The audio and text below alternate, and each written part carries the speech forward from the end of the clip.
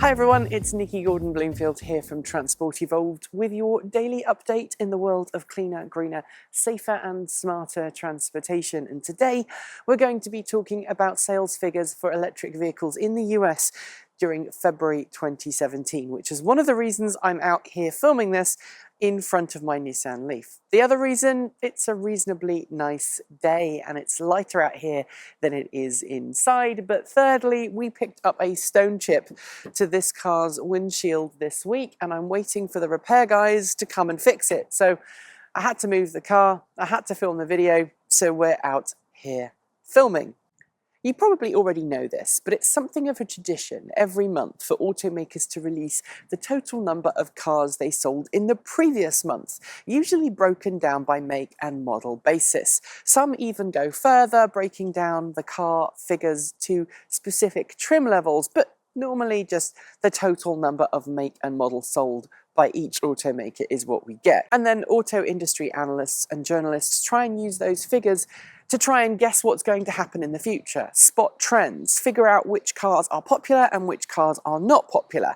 And sometimes those figures can be useful, but sometimes those figures can be super misleading. Take, for example, February's electric vehicle sales reports, which places the Nissan LEAF as having more sales during the month of February than the Chevrolet Bolt EV. And that's caused lots of gnashing of teeth and wailing and people saying that nobody wants to buy the Chevy Bolt EV. Stop, hold up, I'm going to explain this all because it's not just about basic maths. Now, to ensure I get the numbers right, I've actually written them down on a piece of paper and I'm going to refer to them while I'm doing this video, so I hope you don't mind. But these figures are really important. You see, during the month of February, General Motors sold 952 Chevrolet Bolt EVs in the United States. Nissan, meanwhile, sold 1,036 Nissan LEAF electric vehicles. Now, the Nissan LEAF can only do 107 miles per charge of its 30 kilowatt-hour battery pack. Meanwhile, the Chevrolet Bolt EV can do 238 miles per charge of its 60 kilowatt-hour battery pack. And the consensus coming up to this point was that the Nissan LEAF would just completely lose out to the Chevrolet Bolt in the electric vehicle marketplace.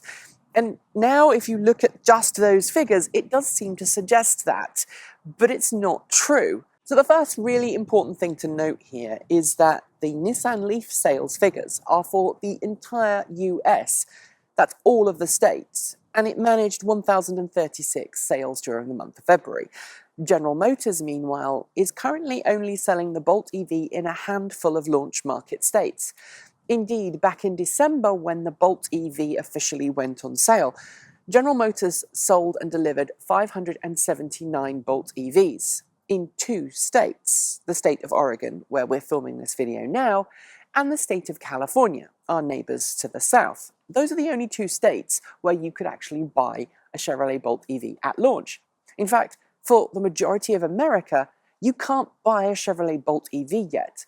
And if you happen to live in a state that's not known for its EV incentives, it might be August or even later before you get your hands on one. And it kind of illustrates my point that this is not an apples to apples comparison. You can't compare nationwide sales of an outgoing aged model to a brand new electric model that's selling in only a handful of states. The next thing I want you to think about is launch market initial demand versus supply. While General Motors did manage to shift nearly 600 Bolt EVs in that first month of launch sales, and a significant number in January. Now, it's tailed off a little bit during February because people who really wanted a Bolt EV have already bought one in December and January. And we've not yet seen any significant increase in the number of markets where you can buy a Bolt EV. As those markets ramp up, we should see sales gradually increase in line with the number of states that are selling this vehicle. But it's also important to note that the other issue is demand versus supply. I personally know a couple of people who are in the state of Oregon and have ordered a Chevy Bolt EV, and they're not going to get their car until next month. That's because they custom built their car to order. And at the moment, GM is not producing significant enough quantities of every single option available to have those cars sitting in inventory somewhere. GM is making cars as fast as it can sell them. Meanwhile, Nissan's got a really steady inventory of 107-mile Nissan LEAFs, which brings me on to my next point. Towards the end of last year, Nissan quietly did away with the 24 kilowatt-hour lithium-ion battery pack that had been in the Nissan LEAF S, that's the entry-level model car, since it launched back in late 2010. Now, if you buy a Nissan LEAF S, you'll actually get the 30 kilowatt-hour battery pack, and that's good for 107 miles of EPA-approved range, which is a significant improvement on the 84, 85 miles or so you got with the 24 kilowatt-hour pack. What does this mean? Well, it means that it's far cheaper now to buy a 107-mile Nissan LEAF than it was a couple of months ago. Now let me give you some figures just to illustrate what I'm talking about, because the price difference between the Nissan LEAF and the Chevrolet Bolt EV is pretty big, especially now that you can get the 107-mile Nissan LEAF S so cheaply. So let's start with the base model price.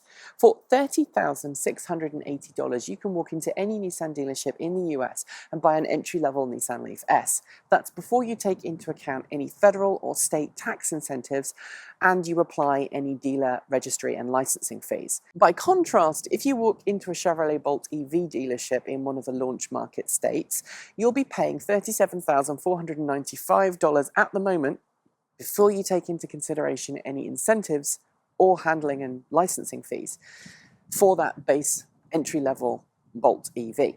Now, according to Nissan, and this doesn't take into consideration any dealer specials or state specials or special incentives, you can walk into a Nissan dealership today and lease a brand new Nissan LEAF S, the 2017 model year with the 107-mile battery pack, from $230 per month. That's the headline price, with $2,000 down, or rather $1,999 down.